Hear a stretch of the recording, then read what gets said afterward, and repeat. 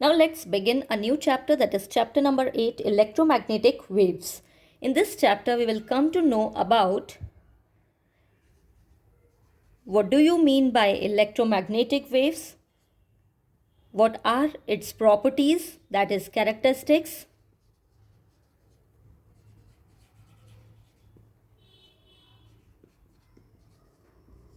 We will also get a brief idea about displacement current.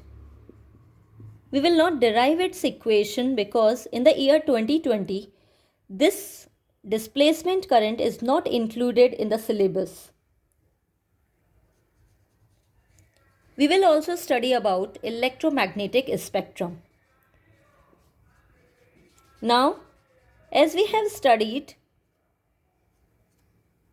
in our previous chapters about Oersted experiment, he practically proved that an electric current flowing through a wire can produce magnetic field. That is, electric current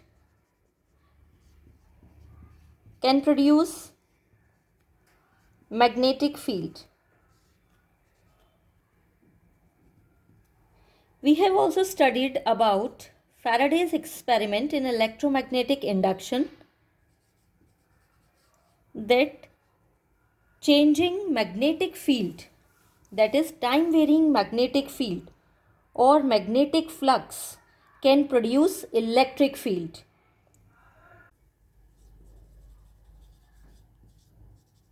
Change in magnetic field can produce electric field. So the question arises that when there is a change in electric field, can it produce magnetic field? So answer is yes. When there is a change in electric field, we can produce magnetic field. And it was explained theoretically but accurately by Maxwell. He explained that a time varying electric field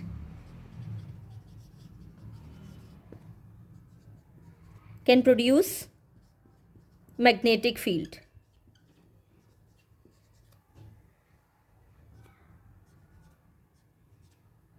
He explained that according to Ampere's circuital law, the magnetic field produced around a wire is equal to mu naught times the current flowing through a wire, but he explained that this equation is incomplete, inconsistent, because when a capacitor is connected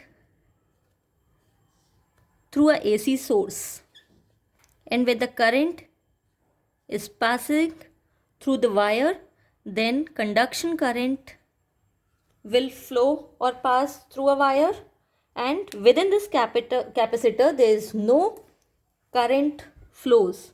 So there is an incontinuity of current, and he explained that there is a current present within a capacitor due to a varying time electric field, that is time varying electric field, which produces magnetic field within the capacitor. So the equation must be like this. Here it's a line integral of BDL and it is equal to BDL mu naught conduction current plus mu naught displacement current, that is the current which is produced due to the time varying electric field within a capacitor where the charges are not flowing. Then the position where the charges are not flowing, at that position the time varying electric field can produce electric current known as displacement current. So this is the equation known as Ampere's Maxwell equation.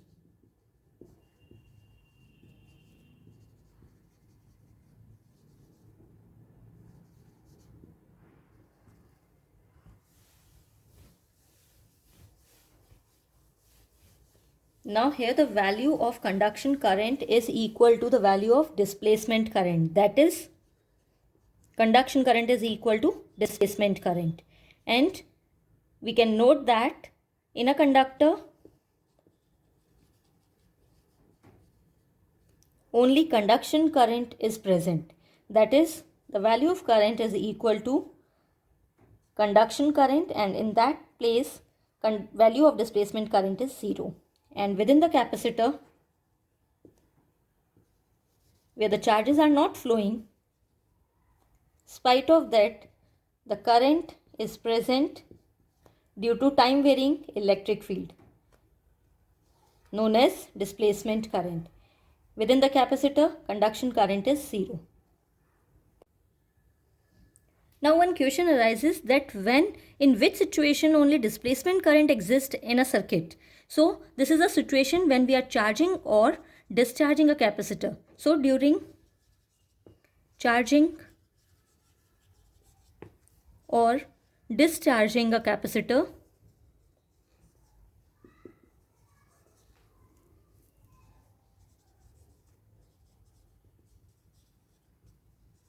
only displacement current exists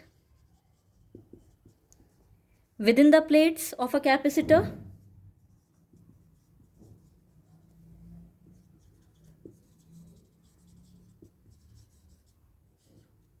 and conduction current is equal to 0.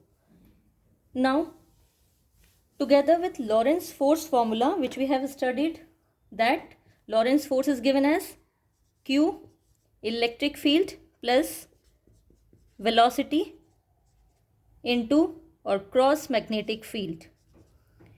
Together with this Lorentz force formula, Maxwell mathematically expressed the basic laws of electromagnetism, that is, in the form of Maxwell's equations. He explained the basic laws of electromagnetism.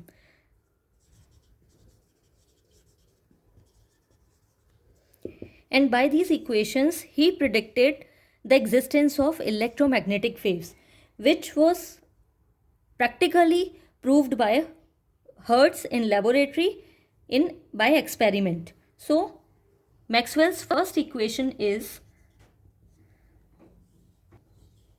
the electric flux passing through a closed surface is equal to 1 upon epsilon naught times the total charge enclosed within a surface, let it be capital Q, and it is, we have studied in electrostatics, known as Gauss law.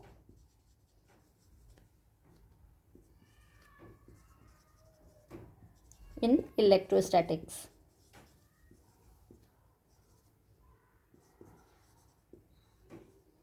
the electric flux passing through a closed surface is equal to 1 upon epsilon naught times the net charge enclosed within that closed surface.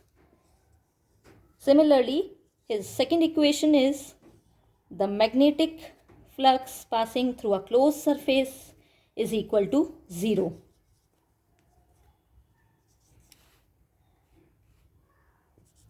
That is, the number of magnetic field lines entering through a closed surface is equal to the number of magnetic field lines coming out of that closed surface.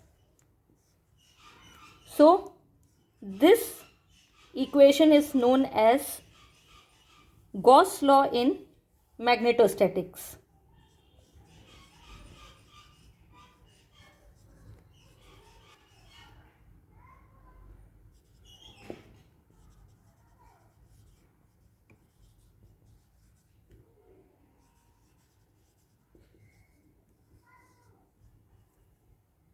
Now the third one is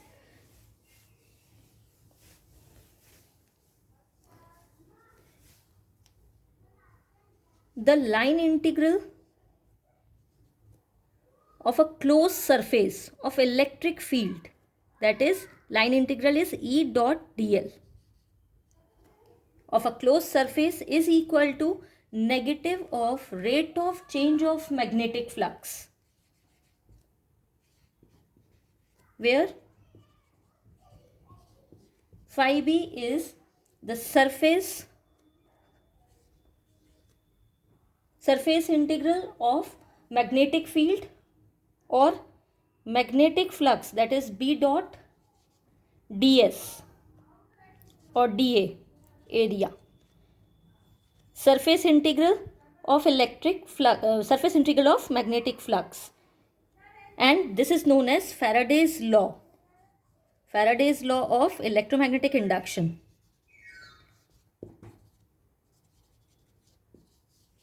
And his fourth equation is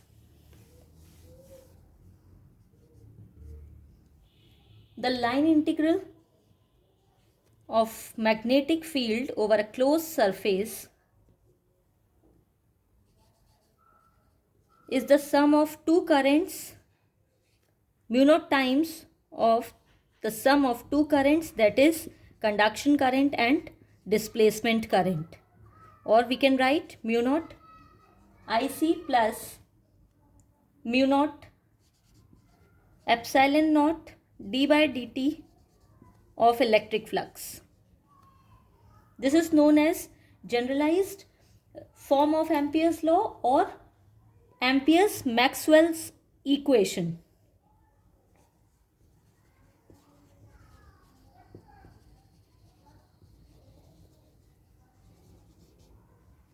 Maxwell equation or law.